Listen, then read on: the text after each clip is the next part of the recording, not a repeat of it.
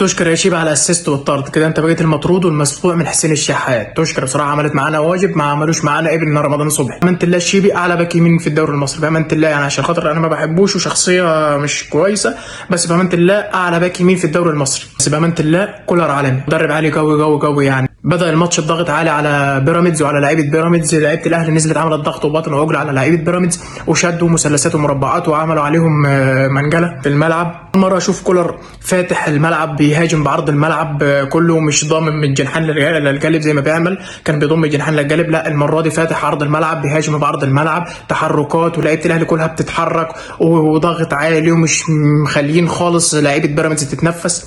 دي في الشوط الاول.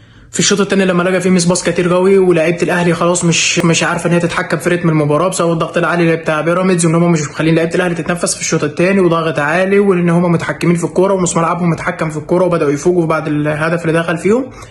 قال لك انا هطلع امام عاشور، مع اني مش كنت عايز امام عاشور يطلع، بس هو قال لك هطلع امام عاشور وانزل قفشه، عشان قفشه بيعرف يمسك كرة عن امام عاشور. امام عاشور مهاري شويه عن قفشه، بس قفشه بيعرف يمسك كرة عنه.